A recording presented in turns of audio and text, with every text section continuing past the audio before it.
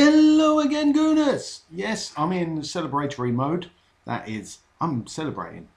Well, we should all be celebrating. If we're Arsenal fans, we should be celebrating the fact that Arsenal managed a victory away from home at one of the title challenges. Obviously, we're not title challengers, not this season. But this kind of victory gives us hope for the future, doesn't it? Don't let me put words in your mouth. Anyway, the interesting thing about this game, and there were a number of interesting things, but to me the most interesting thing was the fact that we proved there is a plan B. It's not just plan A. It's not just plan Arsenal. It's also plan B. I'm not sure what the B stands for, but whatever it stands for, it worked. And this plan B, this defensive solidity, I really like this because it sort of reminded me of the Arsenal of old. And a lot of the pundits were saying that Arsene Wenger's never done it before, but my memory, if my memory serves me right, we did actually employ a system similar to this back in 2005 when we won the FA Cup from Manchester United, because Manchester United completely dominated that game, and had it not been for some good saves from Jens Lehmann, who at the time was the first choice goalkeeper, we may well have lost that game. And of course it went to penalties, Patrick Vieira scoring the winning goal in that particular cup final. We didn't have a lot of possession in that game, but obviously it didn't count as, it wasn't a Premier League game as such. So perhaps the pundits are right. This is the least amount of possession we've ever had for a Premier League game, and yet we walked away with the result. Obviously, if the opposition have possession of the ball and they can't hurt you because you've got two banks of four in front of the ball, well, there's a lot to be said for that approach. And me personally, that's probably the approach I would take, because you've always got players who are going to score goals in this Arsenal team and in many other teams as well. But this Arsenal team is very talented going forward. I mean, the thing that bothers me is that sometimes they won't even put the brakes on, and I had that fear today even with Hector Bellerin. I'm not calling him Bellerin anymore, Bellerin, because that seems to be the correct way of pronouncing his name. Well, anyway, he was bombing forward when we were just 1-0 up, and that did worry me a lot. Even 2-0 up, I was still worried, because I wanted him to focus on his defensive duties. And I've got to say, Bellerin, he's coming good, as I predicted, and I see him as a permanent fixture in this team for some time to come, unless he starts having a bad run of form, which can happen to youngsters. So let's not put too much pressure on him.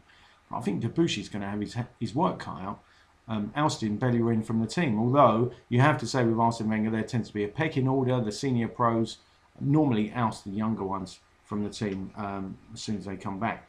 So anyway, that was one of the pluses, the fact that we won that game without a lot of possession. And what else was I going to talk to you about? I was actually going to talk very, very briefly, I've got to say, about the Japanese Messi I read about. I haven't got an awful lot to say, and of course there's an actual new signing arrived, and there was a promise from Arsene Wenger that he would be in the first team squad. I think I wrote on my blog that I didn't imagine that he was going to make much of an impact this season, because he is pretty young. Let's face it, I can't remember exactly his age, but he's not a player that's got a lot of mileage on his vehicle, or if he is a vehicle, he certainly hasn't done a lot of miles in it. Kristian Bielik, and I'm not too sure how to pronounce it, but that's another Pole who's not in the team at the moment. The other Pole being Szczęsny, and Szczęsny, obviously, as I've mentioned, deservedly on the bench because of his antics. You know, what's he playing at? Let's not. I don't want to start bashing Szczęsny, because I think he's a decent keeper, more than decent. He's excellent on his day. I still think he could be a world beater, but he needs to stop smoking. I need to stop lecturing. Right. Anyway, Kristian Bielik was put straight into the first team squad. That's what we read not so very long ago. This was in the Guardian, in fact, and there was a bit of dispute about how much he actually cost the club. Arsene Wenger said it was less than £2 million, which is interesting because Legia Warsaw, who sold him, claimed it was £2.4 million. So who do you believe? And there does seem to be a lot of smoke and mirrors at Arsenal, especially I noticed, I don't know how many others of you did, but when Aaron Ramsey was being interviewed after the match, and he was asked a question about how this Plan B came about, he was pretty cagey about it, and he was talking about, we thought this and we thought that. He never for one moment said Arsene Wenger decided that that we were going to be more defensive for this game against Manchester City. He didn't say that. So that led me to believe that perhaps it was the players that got this discipline, made their approach to the game more disciplined. Maybe they instigated that themselves. That is my theory. I'm not saying I'm right, but I'm just saying that's my theory. Because sometimes players will do these sort of things. When you think back to England of yesteryear, when they were playing in Italia 90, for instance, I know it's going back a long way, but the players actually got together and they told Bobby Robson, the manager, that they wanted to play a different kind of formation, and Bobby Robson allowed them to do that. And it was a case of player power. It was with the manager's blessing, and it worked. And I've just got a funny feeling that something like this has happened at Arsenal because it's a proper sea change. I know I said Arsene Wenger did, or Arsenal played this kind of style in the 2005 FA Cup final, which is true. But again, could it have been player power playing its part? We'll never know, because obviously teams, by their very nature, tend to all stick together and not really reveal the whole truth all the time. They just tell you. I mean, they've got to play it cagey with the media, obviously, because they don't want to make Arsene Wenger, they don't want to undermine him, let's say. And for those of you who think I want to get rid of Arsene Wenger, it's not the case at all, because being a good manager sometimes involves a lot of listening. It's not about being a dictator, in my opinion. I think it's about listening as well, and it's about taking on board what the players are saying, because they're on the front line after all. And the players, if they have instigated this more defensive approach, have done a good job. Having said that, they didn't employ that defensive approach throughout the entire game, because there was about 10 minutes in the second half when it all started to go a bit gung-ho. The game started to get stretched against Manchester City, and I did fear for our defence. I quite like the chant from the fans. Every time Ospina took a kick, they were going, Ospina, or something like that. And I thought it was very encouraging for them to get behind David Ospina, who was beginning to look like the first choice goalkeeper for some time to come. I'm not saying he had a perfect game, but it was pretty good. And I have to say, I did find it a little harsh though. When I'm going to find the website in a moment, I saw a website which rated Ospina's performance as a 6. Now I thought he was better than that. It was at least a 7, in my opinion. Certainly not a 6, because he kept a clean sheet, 1, and 2.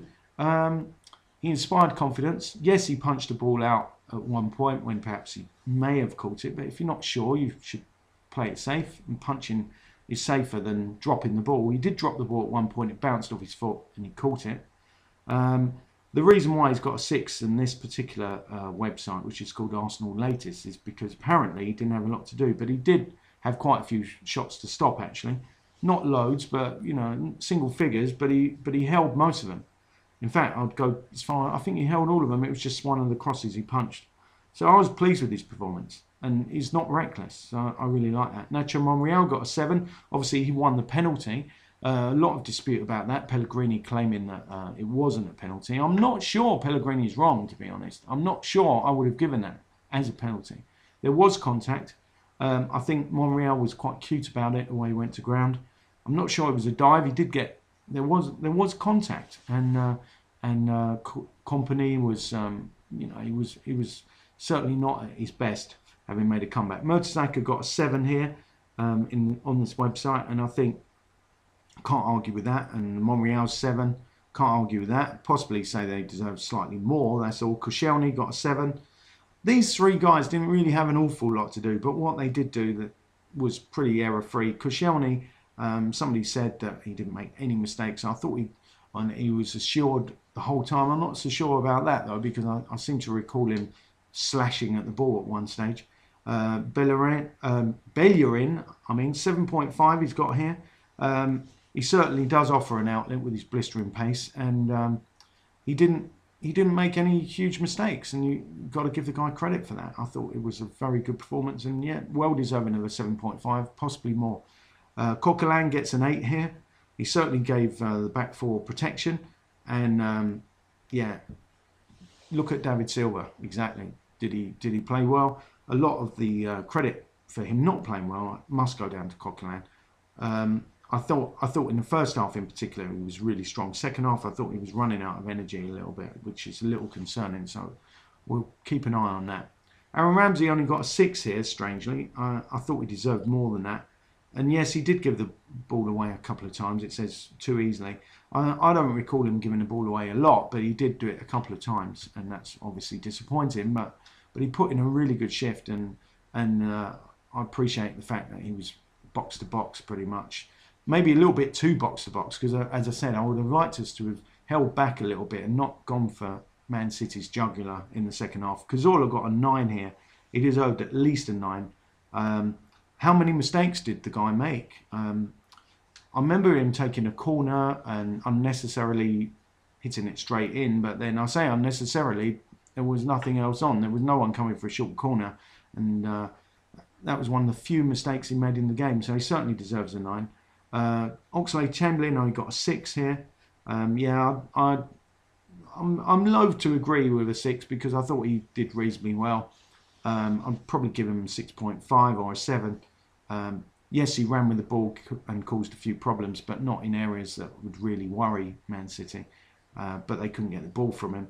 And he's another hard-working player that I was very pleased to see in the lineup. Sanchez, he gets a 7 here. I didn't think it was at his best. I didn't rate him a lot higher than Chamberlain here. Probably about the same. Probably both 7s, because this side all deserve 7s probably at minimum. Giroud got an 8. Obviously scoring a goal from Santi Cazorla's free kick means that he deserves higher praise than some of the other players. I didn't think he did an awful lot apart from the goals, but the goals are what win us games, so I'm not going to complain about that. No ratings for the substitutes. Rosicky came on. I feared the worst. It was 1-0 at the time when he came on, and I thought Rosicky did okay. Trying to think who the other subs were, but anyway, everyone that did come on, I thought did reasonably well. And suddenly my mind's gone blank and I can't think who the other subs were. Well, Sanchez came off and I don't think he was very pleased about that. It was only, 8 minutes left, or was it? When the final 2 subs came on. Finally, we were shoring up our defence. I thought the substitutions were interesting, actually, because putting Rosicky on at that stage and taking off the player that went off, which I think was Oxlade-Chamberlain, I thought was a little strange, because I thought Oxlade-Chamberlain gives us a little bit more, let's say, defensive solidity, because he does get back. Rosicky, I don't personally think he's got a fantastic work rate. That's why I call him the great pretender. Pretends he's got a work rate, but really, as soon as the camera's off, so he stops running. So I wasn't too pleased about his introduction, but ultimately you've got to say the manager called it right, because it worked, and so did Rosicky, you might say. And so yeah, with the other substitution, it was Gibbs came on, giving us 5 at the back for the final few minutes, and again I thought the manager called it right. So for once, people are not calling for Arsene Wenger's head. They're not saying he's tactically naive, but we are still calling for a bit of action on the transfer front. Well, the best we can expect really is this guy I was talking about earlier, this not this Kristian Bielik, because I bet we don't see very much of him, even though Arsene Wenger said this about, yes, he will go into the first team squad. He is defensive midfielder, 6'2". He has good energy level and technical level. It's a gamble, but on what we saw, it's worth to take the gamble. It's an awful lot of money for a player if he does not succeed. If he does succeed, then it's cheap. Well, yeah, I think obviously we've signed a lot of good young players over the years, so I'm not going to guess that he's not going to crack it at the club. But obviously we'd like to see more. The Japanese Messi sounds interesting, but unfortunately he's even younger than this Polish player that we've just brought in, and now I can't find all the details about this Takefusa Kubo, who's 13 years of age, can't play for Barcelona, according to reports. The reason being is the Court of Arbitration for Sport have ruled that Barcelona cannot any longer sign these very, very young players. So whatever they've done it wrong, and Kubo perhaps one day will become an Arsenal player. Could he be the new Rio Miyachi even? Well, let's hope I'll learn to pronounce his name better than Miyaichi. Until the next time, I'll say, oh wait.